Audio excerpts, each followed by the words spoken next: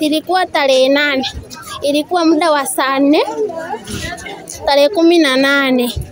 Ilikuwa muda wa saa 4 ameweza kutoka tuition. Mimi nilikuwa nimekaa na huyu mtoto nimemkalisha kwenye beseni hapo mlangoni nimefungua mlango. Alifika akamuuliza hivi, "Nani amekwambia unye utupe chupi wapi?" Kule nyuma. Mtoto akamjibu akanyamaza akamwambia hivi, "Nakuuliza umenyamaza?" Alimpiga kwanza, alipompiga alibeba ule mkono akanimizia kwenye jiko, sikujua jiko lina moto. Alimkandamiza mtoto nasikia ninaungua. Akaponyoka ile mtoto akakimbia hadi kwa ile mzee. Ndipo nikatoka nje. Mimi mwenyewe hadi machozi yalikuwa yanataka kupita. Yule mtoto alibeba akabeba nini? Mafuta ya taa akamwekea mkononi. Tu mtoto analia, ndio kutoka nje nikakutana naye, huyu anatoka kumuomba jirani yangu asali. Baada ya kutoka kuomba asali ndio nikakuta mtoto analia hapo nje, nikamuuliza amekueje? Ndio akasema mama amenichoma huko kwenye jiko la Tina. Basi ndio nikaisha hapo, mimi nikaendelea kuingia ndani. Okay. Labda majirani mlichukua hatua gani sasa mtoto ameshachomwa, mlitoa taarifa sehemu yoyote hata kwa viongozi? Huyu dada anatutishiaga mambo mengi sana. Kwa hiyo tuliogopa kutoa hata taarifa, tukasema hivi asija akasema labda sisi ni wachonganishi au nini, tukaachana naye. Ndio leo jirani amepita akakuta mtoto kwenye mtaro, ndio akamuuliza umekueje, akamwambia mama amenichoma. Ndikawa hivyo. Majirani mbalimbali ndivyo anavyokunyaga mamake, anabeba fimbo anamtaandika, ukimzuia na hataki kuacha anapiga ile ya hasira ya kumuonya mtoto. Basi ilikuwa ni siku ya Jumatatu. Mtoto nilimwamsha mimi mwenyewe akaenda kwenda shule. Akampa dawa ya mswaki akaenda akapiga mswaki. Ila ameenda kupiga mswaki amerudi. Kumbe akawa amezunguka kule kwa nyuma, akawa amekunya ameacha chupi huko nyuma. Hiyo tabia anayo ya kujinyea. Unaona? Kuna mdada akazunguka kule akasema chupi kama ya mwanao naona iko kule ina mavi. Nikamwambia ngoja nipate. Ngazi iko wapi? Akaniambia zunguka tu kule nyuma kwenye manasi utaikuta. Akaikuta. Nilivyoikuta akawa yuko shule. Alivyotoka shule nikamuuliza chupi iko wapi? Akasema ninayo. Unayo iko wapi? Ninayo. Nikabidi nimshike mkono nimvute. Ile namvuta kumvua nguo nikakuta hana chupi. Ile gauni na nini? Ina mavi. Nishakwambia mara ngapi unaenda chuoni? Kwani ungeenda chuoni ukaniita mama nimemaliza nikaja nikakutaza nikafanyia usafi ingekuwa ni shida. Alafu unanidanganya bado chupi unayo. Unaona? Ndio nikamshika yule mtoto sababu ya kunidanganya, nikamwambia nishakukataza uongo, nikampiga hivi. Yaani kwa bao. Nilivyompiga hivi jiko lilikuwa hapo, ndio mtoto akaenda kafanyaje? Akadondokea kwenye jiko. Nikamtoa, nikamwambia nitakuongeza ili kumtisha tu nini? Mtoto nitakuongeza. Akaniponyoka, akakimbia kwenda kwenye nyumba ya jirani. Mama ameniunguza, mama ameniunguza. Mimi kanamwambia sema kabisa mama ameniunguza. Mama ameniunguza, mama ameniunguza. Basi ndio yule akaja yule mdada akaja naye amemshikilia akaniambia mbona umemchoma hivi mtoto? Nikamwambia mimi sijamchoma ila mtoto amedumbukia wapi? Amezama kwenye jiko. Unaona? Kulikuwa nje, kulikuwa hamna mtu hata huyu. Tofauti mimi na mtoto wangu. Sio kwamba eti labda nishika mtoto wangu mimi mwenyewe nikampanda kwenye jiko. Unaona? Kipindi sasa ameungua ndo nikasema nifungie huyu, kuna mbaba hapo huyo mwenye kanzu akasema mfungie hii dawa. Unaona? Akaniletea na dawa fulani hivi mkande huyu mtoto. Tena sikumkanda mimi. Mke wa msimamizi wa nyumba ndo alisema leta nifanyeje? Mkande. Akamkata lile ganda akamwekea nini? Akamwekea dawa. Akasema mtoto wangu na mimi aliungua nilitumia dawa fulani ilifanyeje? Ilimponyesha. Kulikuwa na mdada akasema na mimi dawa yangu mtoto wangu aliungua nikamwekea hii dawa. Akaniletea dawa nikamwekea nani? Nikamwekea mtoto. Akasema mtoto atapona. Nikaendelea. Mtoto wangu angekuwa bado nimetoka nimeenda kupata nini? Kupata mzigo. Nikawa nimemkabidhi yule mdada mtoto. Nikamwambia niangalizie watoto wangu, nikawapa chakula nikamwambia nipate kama mzigo dada nije. Unaona nije nimwangalie mtoto wangu. Sio kwamba nimeacha mtoto kwa kusudi. Yaani ni ile tu alisema hizi dawa unajua ukishauguliwa. Mtoto alivyoungua kufanya akasema mimi mtoto wangu nilimtibia dawa fulani. Mtoto wangu nilimtibia dawa fulani. Na ile dawa kafanyaje? Akaleta tukamsaidia. Unaona tukamwekea mtoto. Alikuja akaniambia tampeleka mtoto hospitali. Nikamwambia nitamwangalia kwa sababu kuna dawa hizi za kienyeji. Maka alinikuta kipindi anakuja nimshana tuangalie ile dawa kwa nimepewa ya kumwekea. Nikamwambia hata tuangalie tuwekee dawa za kienyeji tufanyeje? Tuangalie. Yeye akaamka kaenda kazini. jana. Unaona? Akaniacha mimi nyumbani. Nimeamka nyumbani leo nikasema acha nikimbilie Kanziko dada. Maana mimi nafanya biashara kopesha. Nikasema acha nikimbilie niangalizie hawa watoto wangu. Nikamkabidhi yule dada, utaniwekea hapo dawa hizi hapa, nikaenda. Sema tu ningekuwa saa 6 tu ningekuwa nimefika hapa. Sema tu hivi gari limeharibika njiani. Kipindi naenda. Yaani kutompeleka hospitali ni ile kwamba mtu anakuambia dawa hii hapa mimi nilitibia mwanangu. Unaona? Na wewe unafanyaje? Unaweka dawa hii nimtibia mwanangu na wewe unaweka. Sio kama nikataa kumpeleka hospitali. Labda ingeendelea tu hivyo ningempeleka wapi? Mtoto wangu ningempeleka hospitali. Yule mtoto nashindwa kueleza tabia gani. Yaani tabia yake yeye ni afanyaje? Yaani tabia yule mtoto ndio ya kujinyea. Sio kwamba hana tabia nyingine, yaani kujinyea. Sio kwamba mtu eti umpendi mwanao wakati unamlisha unafanyaje unamfanya utakataje kumpenda mwanao. Yaani hiyo ilikuwa ni bahati mbaya. Yaani ile tu ni kama ajali. Sio kwamba eti nilimpiga mtoto wangu nimekusudia kama wanavyoeleza. Nishawahi kumpeleka hospitali kujua ana changamoto gani mpaka anakuwa anajinyea mara kwa mara? Hapana. Hospitali nilimpeleka tu akawa ameishiwa damu ambazo nakwambia kwamba namuongezaga damu. Unaona? Ndio hivyo ugonjwa wake ukawa umetibiwa, basi sasa hivi tena hajaugua kwenda kuongezewa damu. Nikwambia dada, yani maneno yakishakufuata watakuwekea kila kitu. Hakuna binadamu ambaye tunapendana. Hakuna ambaye ni nani ambaye hajawahi kumkanya mwanae katika jamii. Hajawahi kumkanya mwanae katika jamii. Ni nani? Mkono mimi mwenyewe nilikuja kusema amedondoka mtaroni. Leo hii inasemekana mimi nilimvunja mkono.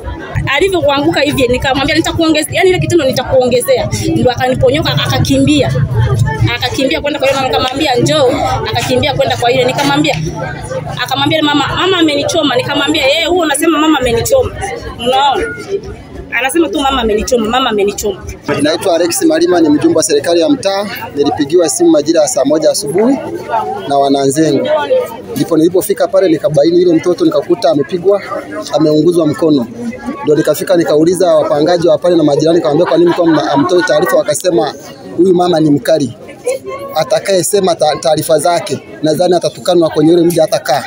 Kwa ndio maana alikuwa kimya, lakini leo akapata fursa ya mwenyewe kusafiri kwenda Mwanza, ndio akaamua sasa kuyasikia wakawa wanazungumza tu. Kuna mama mmoja jirani yetu akasikia wanarumbana, ndio akaingia kwenye ule mji akawauliza, "Mbona nasikia kuna kelele?" Ndio akaanza kusema, akayaweka wazi. Yule mama akachukua hatua ya kunipigia simu.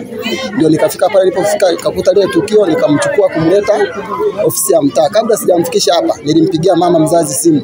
Akaniambia mwenye kierere huyo ni nani, mpe simu. Anayesema nimechoma mtoto. Si mtoto ni wa kwangu. Mara bona alikuwa anaongezewa damu, wajawahi kunisaidia. Nikakata simu. Ndio tukamleta hapa, tukaamua kumtafuta baba yake mzazi. Baba yake akasema yuko Ramadi. Ngoja ashuke pale, alikuwa anaenda Mwanza aje. Baada ya hapo akasema yuko Mwanza, anauguliwa na mama yake. Basi baada hapo sasa ndo tukawapigia katibu wa wazazi na mwenyekiti na wengine hawa na madiwani, wakafika wakashirikiana, tukapeana ushirikiano mpaka kumfikisha hospitali. Nadhani mimi labda kwa wito wangu, wananchi tusitake kufichiana maovu. Haya maovu yanatendeka kwenye miji zetu, na ni kweli hao watoto wanapigwa, lakini unaweza kupewa taarifa na jirani. Ukifika ukiwauliza wananyamaza kimya, wanakuambia hakuna tatizo lolote. Ila likishafikia hatua kama hili ndio sasa wanaliweka wazi. Mimi naomba tu wawe wazi. Unapoona mtoto wa mwenzako ananyanyasika, toa taarifa ili asaidiwe. Nadhani kwa rangu ndio hilo tu kwa wananchi. Naombeni tuwe walimu. Tunapoona watoto wananyanyasika, wananyanyaswa, tutoe taarifa kwenye ofisi za serikali.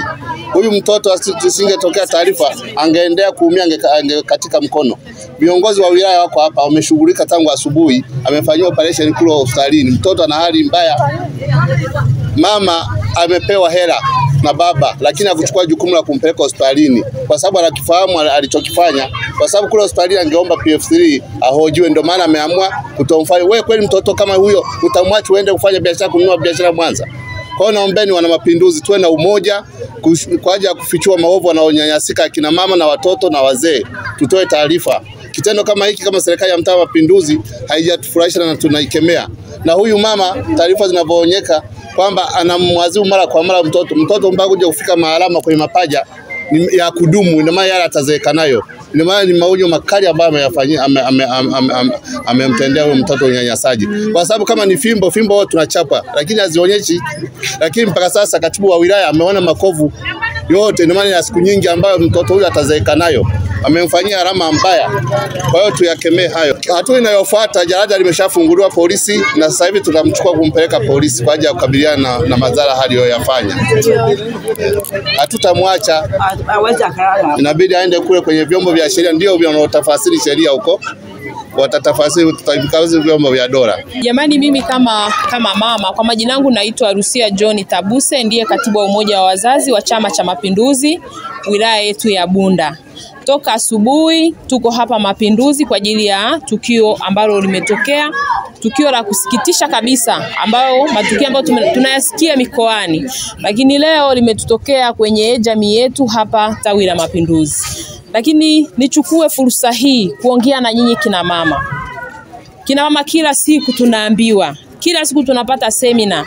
Nadhani hata tunapoenda kliniki tunaelekezwa, jamani, tuishi vipi na watoto. Huu ni unyama mkubwa sana ambao mama mzazi ambaye umemzaa wewe mwenyewe mtoto alafu unamfanyia vitendo kama hivi. Kwa kweli sijafurahishwa navyo na ninaomba sheria ichukue mkondo wake. Na bahati nzuri toka asubuhi tulikuwa na watu wa ustawi wa jamii, tulikuwa na watu wa haki za binadamu.